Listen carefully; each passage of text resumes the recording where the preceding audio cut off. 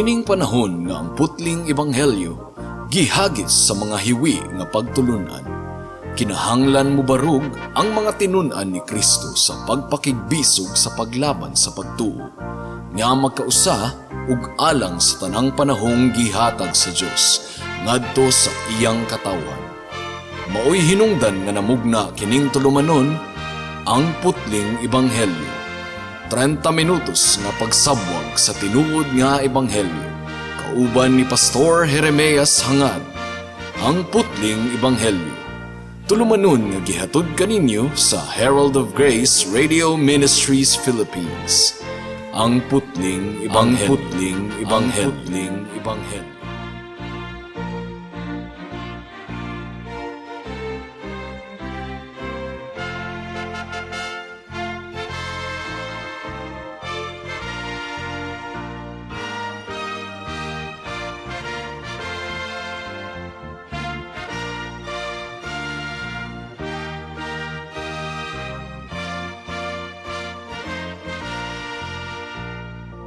Mayong hapon Mabinay, mayong hapon Negros Oriental, Negros Occidental, Guimaras, Dumaguete City, Malabuyok ug uban pang mga munisipalidad sa Cebu Province ug kutob sa tanang gidala sa Ginoo sa pagpaminaw niining atong programa nga giuluhan og ang putling ebanghelyo. Kini ang inyong igsuon og higala sa kahanginan si Pastor Jeremias Lauri Hangad sa Herald of Grace Radio Ministries Philippines, dinuyugan sa iglesia nga nag-sponsor niining atong programa, ang Salitran Covenant Bible Church sa Barangay Salitran, Dakbayan sa Dasmariñas, Probinsya sa Cavite. Atong sugdan kining atong pagtuon ning takna sa kahaponon sa pagbuklat sa unang Korinto kapitulo 2 bersikulo 11. Mao kini ang patukuranan sa mensahe ning takna sa kahaponon, unang Korinto kapitulo 2 bersikulo 11. Ang pulong sa Ginoo nagaingon, walay laing nasayod mahitungod sa hunahuna sa usa ka tawo gawas sa iyang kaugalingong espiritu. Ingon nga ang espiritu sa Dios lamang ang nasayod mahitungod sa Dios. Kasagara, kung magsugod ako sa Bible study sa usa ka lugar, akong pangutan-on ang mga mitambong mahitungod sa usa ka sitwasyon nga nasayod ako nga makarelate kitang tanan. Say for example, kung doon na kita'y nakitang tawo nga naghinuktok, unsa kay posibleng musantop sa atong hunahuna mahitungod diining tawhana. Nianang tawhana nga naghinuktok lawom kaayo ang panghunahuna. Siguro hunahunaon nato nga dako gitingalig problema kining tawhana o. Or siguro hunahunaon nato nga basig do na siya dili maayong gibati sa iyang lawas. Or siguro gihunahuna nato nga kining tawhana siguro hingabot ang iyang hunahuna sa Amerika.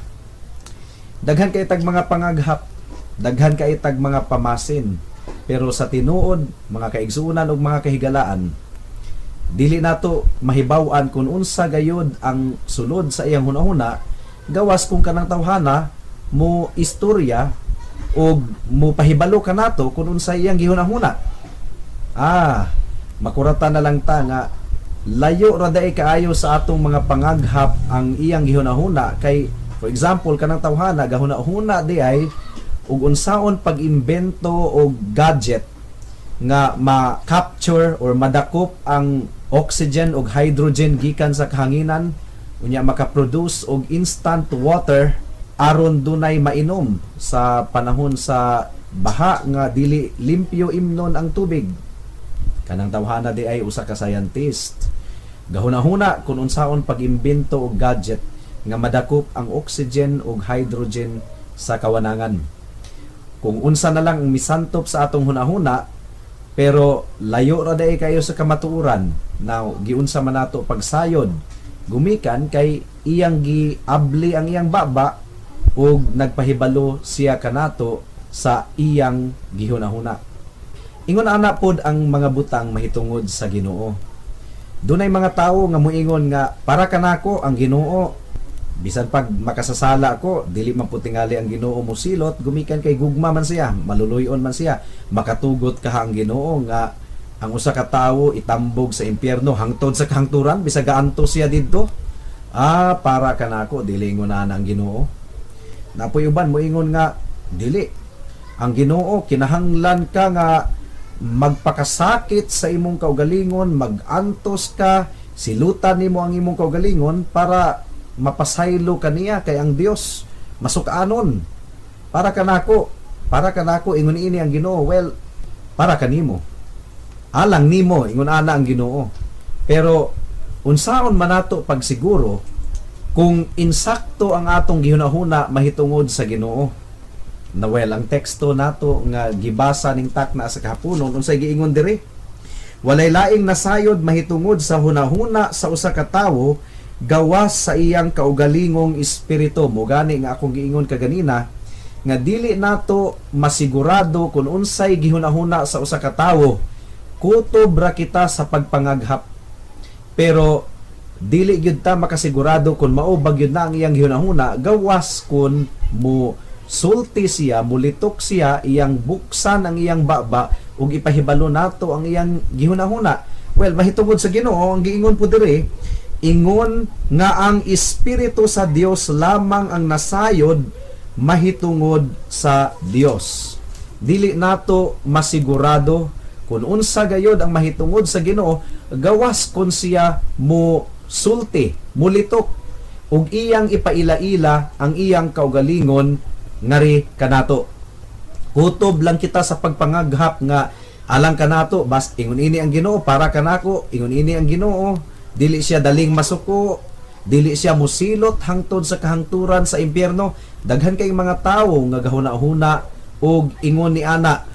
Pero mga kaigsuonan, mga kahigalaan, dili kita makasiguro kung mao ba gyud kana ang kinaiya sa atong Ginoo gawas kung siya mismo mo bukas sa iyang baba ug mo paila-ila sa iyang kaugalingon kanato. Kung dili ang Ginoo muabli sa iyang baba ug mopadayag sa iyang kaugalingon kanato, dili gayud nato siya mailhan. Well, praise God. Dalaygon ng Ginoo gumikan kay ang Dios wala siya nagpakahilom hangtod sa kahangturan. Kay kun wala gyud ang Ginoo mo bungat sa iyang kaugalingon aron maila-ila siya kanato, dili gayud nato siya mailhan. Pero sumala sa pamulong ko na ang Ginoo sa iyang grasya ug kaluoy nagpaila-ila siya sa iyang kaugalingon kanato aron ato siyang mailhan. Well, sa unsang pamaagi ang Ginoo nagpaila-ila sa iyang kaugalingon kanato. Nagpaila siya pinaagi sa mga butang nga iyang gibuhat. Ang giingon sa balasahon sa Salmo, ang tibuok kalangitan ug kawanangan nagapadayag sa himaya sa Dios. We just have to look at the things around us. Tan-awon lang nato ang mga gimugna or gibuhat sa Ginoo, mga kahoy, mga kabungturan, kadagatan, bulan, bituon, adlaw. Klaro kaayo nga kining mga butanga nagpadayag kanato mahitungod sa Dios. Pinaagi na ining mga butanga na ilhan nato nga ang Ginoo gamhanan, nga ang Ginoo makabuhat og dagko kaayong mga butang nga bisag unsa ka bright sa usa ka scientist dili gyud kini niya makopya. Mo kini gitawag sa pagtuon nato sa theology nga general revelation. Pinaagi sa mga binuhat na ilhan nato ang Ginoo, nasayran nato siya. Pero ang problema mga kaigsuunan, kulang ang general revelation. Well, kung atong tan-awon ang binuhat, doon na kita'y clue nga dunay Dios. Pero gumikan sa kasalanan sa tao, ang general revelation dili igo aron mailhan nato sa tiunay ang atong Ginoo. Nganong na sulti ni nako, gumikan kay ang tao sa pagtan-aw niya sa bulan, kahibulungan kaayo ang hitsura sa bulan nga naghatag og kahayag sa tibuok kalibutan, imbes nga ang Ginoo mao iyang simbahon ug dayigon, ang bulan na mahinuon mo iyang gisimba. Ang adlaw mo pod gihapon gahatag og kahayag, hayag kayo ang bulan sa gabi ug ang adlaw sa adlaw, imbis nga ang Ginoo mo'y dayigon sa mga tawo, gisimba na mahinuon nila ang adlaw. Mo kini kahimtang sa mga tawo ni adtong unang panahon nga nagsimba sila sa adlaw, nagsimba sila sa bulan, nagsimba sila sa mga kabungturan, ilang gisimba ang kahoy, ilang gisimba ang dagkong bato. Samantalang ang mga binuhat naghatag kanato og idea nga dunay Ginoo, pero ang revelation, ang pagpadayag sa Ginoo mahitungod sa iyang kaugalingon pinaagi sa binuhat, dili kiniigo aron ato siyang masayran sa tiunay. Mao nga kinahanglan nga mas himuon pang klaro sa Ginoo ang iyang pagpaila-ila sa iyang kaugalingon kanato. Salamat kay wala siya nagpakahilom hangtod sa kahangturan. Nagpadayag siya sa iyang kaugalingon pinaagi sa iyang pulong. Pinaagi sa iyang pulong nga iyang gihatag kanato, pinaagi sa mga propeta, sila Moses, sila David, sila Jeremias, sila Isaias. Gihatag sa Ginoo kanato ang iyang pulong aron atong mabasa ug atong mailhan siya. Well, ang mga pilosopo moingon nga nganong mutuo man mo sa Biblia nga binuhat raman ka na og tawo. Ang akong tubag ni ana mga kaigsunan mao kini nga kinsa man ay gamiton sa Ginoo sa pagsulat sa iyang pulong, kabaw, kanding. Basin og mutuo sila sa pulong sa Ginoo kung kanding ang gasulat. Siyempre tao ang gamiton sa Ginoo sa pagsulat sa iyang pulong. Tungod kay tao ang iyang gihatagan og utok og kamot nga musulat sa iyang pulong.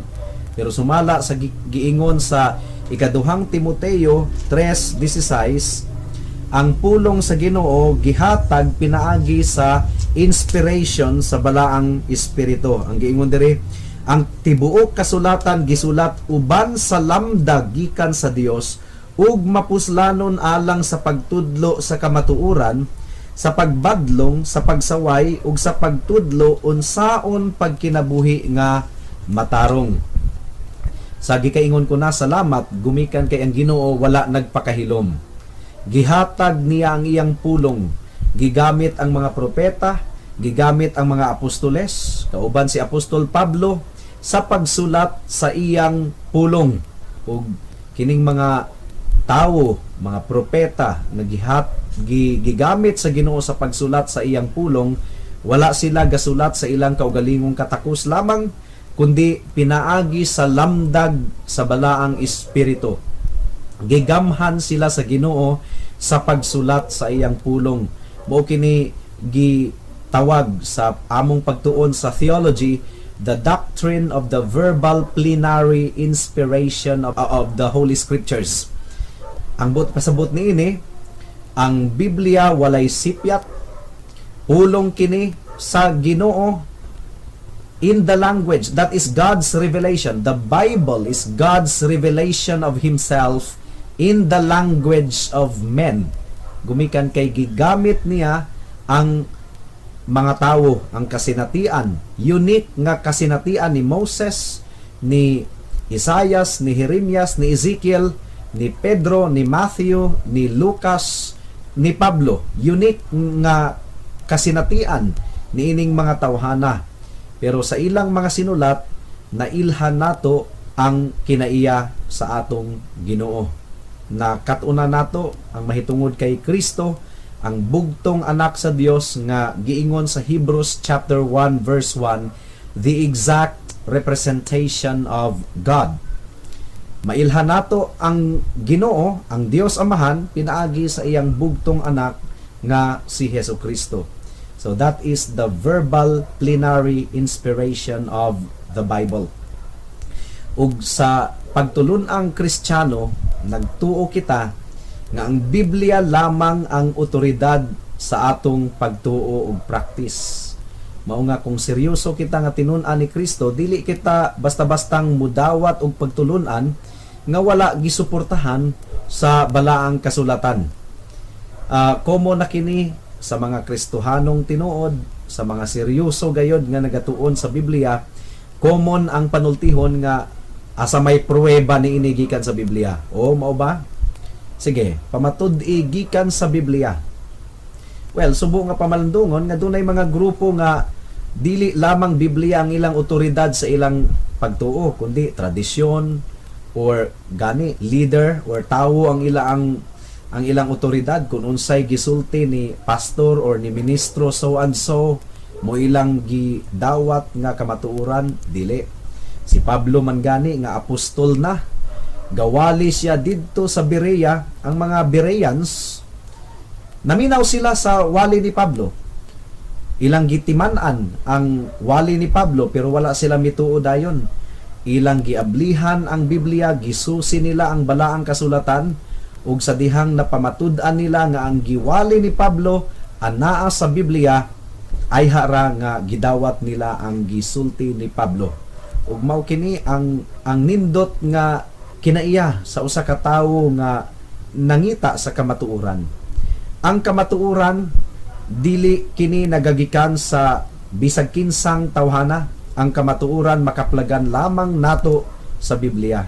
Unsaon nato pagkahibalo nga ang usa ka tawo ga tudlo sa kamatuoran, kinahanglan gisuportahan sa Biblia ang iyang pagtulunan. Karon ang pangutana, giunsa man nato pagsayod nga ang Biblia wala mausab? Di ba pila naman kalibo katuig ang milabay? Gitranslate ng Biblia gikan sa Hebrew, gikan sa Griego, padulong sa English, sa Spanish, hangtod sa Tagalog, sa Bisaya. Giunsa man nato pagsayod nga ang Biblia wala ni siya ma-corrupted, wala ni siya mausab, basin og giusab kini sa mga tao sa pagkopya niini. Well, mga kaigsuonan, kinahanglan dawaton nato kini sa pagtuo. This is where faith comes in. Nagtuo kita nga ang Dios nga naghatag kanato sa iyang pulong adunay gahom nga mo preserve niini bisag pila ka libo pa katuig ang milabay. Usbon ko, ang Dios nga naghatag kanato sa iyang pulong adunay gahom nga i-preserve kini bisan pagpila ka tuig ang milabay. Unsa may pruweba nato nga ang Dios naga-preserve sa iyang pulong og dili niya itugot nga mapapas kini gikan sa yuta. Well, unang-una, kung nakahinumdum kamo sa istorya sa paghatag sa Ginoo sa napulo kasugo kay Moses, siyempre, ang pulo kasugo, ang 10 Commandments, gisulat mismo kadto sa kamot sa atong Ginoo sa tablet of stone, tapyas na bato. Gihatag niya kang Moses. Well, pag naog ni Moses gikan sa bukid sa Sinai, nasuko kay si Moses, gumikan kay ang mga Israelita nagsimba og Dios nga baka, hinulma nga baka. Sa iyang kapungot gibundak niya ang 10 Commandments, napulpog kini. Unsa man pildido ang Ginoo, na-memorize ka ato ni Moses tanan, nawala ng 10 Commandments. Handwriting to sa Ginoo niya, gumikan sa kapungot ni Moses, nadugmok ang bato, nawala ng 10 Commandments. Unsa man pildido ang Ginoo? Dili. Atong masayran nga gisugo sa Ginoo si Moses og paghulma og ikaduhang tablet of stone, o gisulat sa Ginoo sa pag-usab ang 10 Commandments ni adtong tablet of stone. Pagpamatuod nga ang Ginoo dili pildido, duna siya gahom sa pag-preserve sa iyang pulong. Ikaduhang example, sa Jeremiah chapter 36. Ako na lang ning inarate, gumikan kay kulang kita sa oras, na kini sa Jeremiah chapter 36 makita ang pulong sa Ginoo nga gipadayag kang propeta Jeremiah. Gibasa kini ni Baruch atubangan kay Haring Jehoiachin. Dili si Baruch ang gabasa, kundili ang mga sulugoon, mga opisyalis ni Haring Jehoiachin.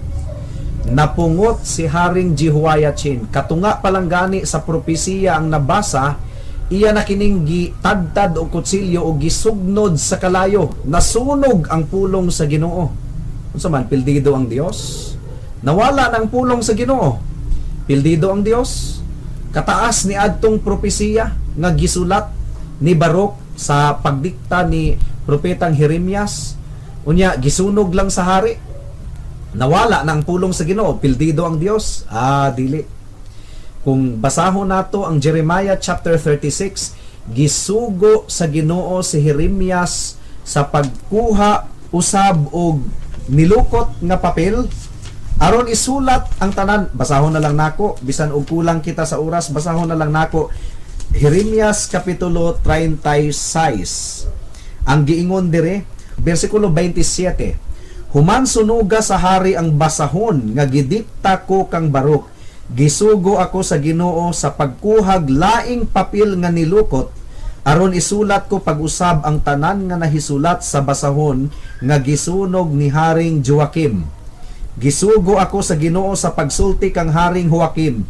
Gisunog mo ang basahon ug nangutana ka ngano nga si Jeremias nagsulat nga ang hari sa Babylonia muanhi aron laglagon niya kining nasura ug pamatyon niya ang katawhang ingon man ang mga kahayupan. Busa ako ang Ginoo nag-ingon kanimo, Haring Joakim, wala gayoy kaliwat nimo nga mahimong hari. Okay? Mulaktod kita sa verse 32. Unya nagkuha ako og laing nilukot nga sulatanan ug gihatag ko kini sa akong sekretaryo nga si Baruch ug gisulat ni Baruch ang tanan nga gidiktar ko kaniya. Gisulat niya ang tanang nahisulat didto sa unang basahon nga gisunog ni Haring Joakim ug may samang mga buta nga gidugang ko pagsulat kang Baruch. So nakuha nato. Ang Ginoo dili motugot nga ang iyang pulong mapapas or masunog. Gisunog ni Haring Joakim ang gipadayag niya kang Jeremias nga gidiktar niya kang Baruch ug gibasa sa mga opisyalis sa hari sa iyang atubangan niya gisunog ra ni Haring Joakim. Dili itugot sa Ginoo nga ang iyang pulong mapapas. Gisugo sa Ginoo si Jeremias sa pagkuha og laing papel nga nilukot aron isulat ang tanang pulong nga atua ni adtong unang basahon nga gisunog sa hari. Ang but ipasabot niini, ang Dios nga naghatag kanato sa iyang pulong adunay gahom sa pag-preserve niini bisan pag unsay buhaton sa tawo. Adunay gahom ang Dios sa pag-preserve sa iyang pulong. Mo nga nagtuo kita nga ang Biblia nga atong gigunitan karon maura kini, susama ra kini sa Biblia nga unang nabatunan sa atong mga katigulangan. Bisan pag libo-libo ka tuig ang milabay, dili kini makorrupted. Dili kini makorrupted. Dili kini mausab. Gipreserbar kini sa atong Ginoo ug dili kini mapapas. Ang giingon sa Ginoo sa iyang pulong, heaven and earth will pass away, but my words will never pass away. Panaw man, mahanaw man kuno ang langit ug ang yuta, pero ang pulong sa Ginoo magpabilin. Ang mga tanom kuno mga laya, pero ang pulong sa Ginoo magpabilin. Well, aduna po'y historical evidence sa pagpamatuod nga ang pulong sa Ginoo dili gyud mapapas bisan pagpila ka libo ka tuig ang milabay. Ang pinulungang Hebreyo walay vowel letters. For example, ang kalamba, C-A-L-A-M-B-A, kalamba. Kung sa pinulungang Hebreyo pa na, ang pagsulat sa kalamba, C-L-M-B lang. Klam, C-L-M-B. Mao nga ang gibuhat sa mga Masoret scholars, ilang gibutangan og vowel letters para ma-preserve ang pronunciation. For example, ang pinulungang Hebreyo sa pulong, dabar, pulong. DBR lang na sa original language, pero ang gibuhat sa mga Masoret scholars, gibutangan nila og vowel letters para ma-preserve ang pronunciation. Dabar. Well, wala pa may printing press, wala pa may Xerox machine. Ang pagkopya sa Biblia, pinaagi sa pagsulat.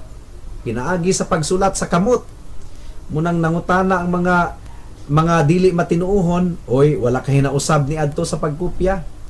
Ni adtong 1948, dunay usa ka batanong lalaki nga nagbantay og mga karnero sa Qumran Cave sa Dead Sea sa Israel. Ga shoot kining bata og bato galabay-labay sa purtahan sa Dead Sea. ug sa iyang paglabay nakadungog siyag mga banga nga nangabuak.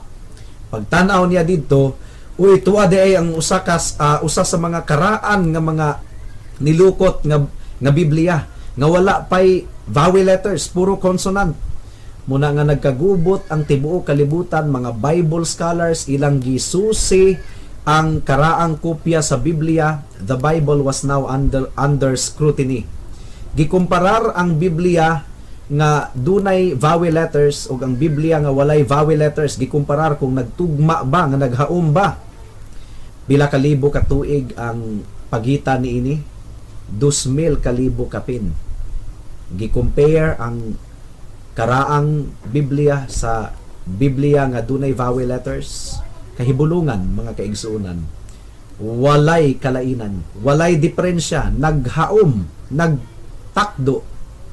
Pagpamatuod nga ang pulong sa Ginoo pilaman ka libo ka tuig ang mulabay, dili gayud itugot sa Ginoo nga mahanaw. Mao nga sa pagtuon nato sa Biblia, kinahanglan atong masabtan ang otoridad sa Biblia. Wala na gyoy laing otoridad nga atong basihan sa atong pagtuo kundi ang Biblia lamang. Mao nga kining atong programang ang Putling Ebanghelyo, Open Bible kitang tanan. Dili nagabase ang atong pagtulunan sa opinyon sa tawo or sa haka-haka sa tawo, pangaghap sa tawo. Nagabase lamang ang atong pagtulunan sa nahasulat nga pulong sa Ginoo. Kung doon na pa kitay lain pang mga pangutana, pwede ninyong matext ang inyong igsoon o higala si Pastor Jeremias Hangad 0935-744-3030. Usbon ko, 0935-744-3030. Hangtod din hilang kita taman sa atong pagtuon karong taknaa tungod kay wala na kitay oras pa. Ako kamong padayon nga giimbitar sa pagpaminaw ni ining atong programa sa matag Sabado, alas 4 hangtod sa alas 4 sa hapon dinhi sa Radyo Bibo. Daghang salamat.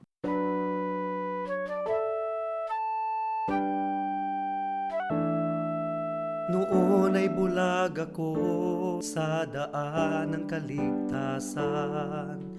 Tulad ng marami, nakatuon ako sa sarili. Mabait naman at matulungin at walang kapwang inabuso. Kung kaya't ang tiwala ko, malamang ligtas ako.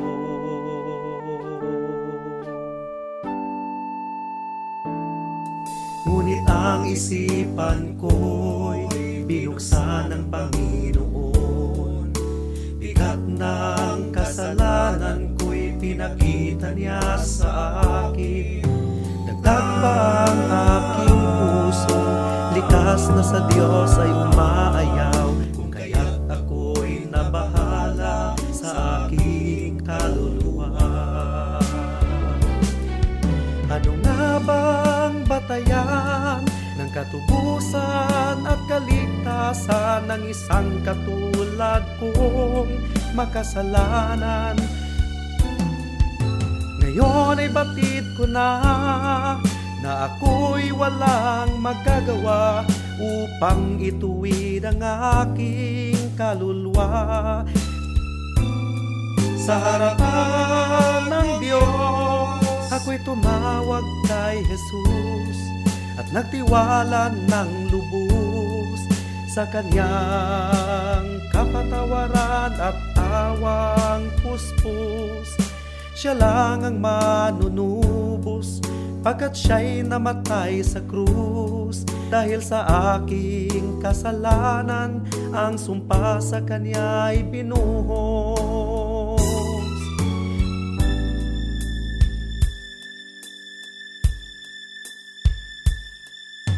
Ngayon ay tiyak ko na ang aking kaligtasan, aking nararanasan, tunay na kapayapaan.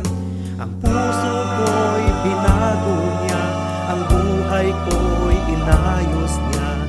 Purihin Jesus sa dakilang biyaya niya.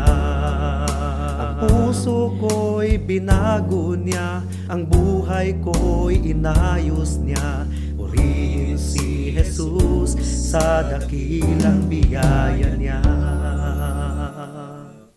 Alang sa dugang nga mga pangutana, mahimong mo text kang Pastor Jeremias hangad sa 0935 744 3030.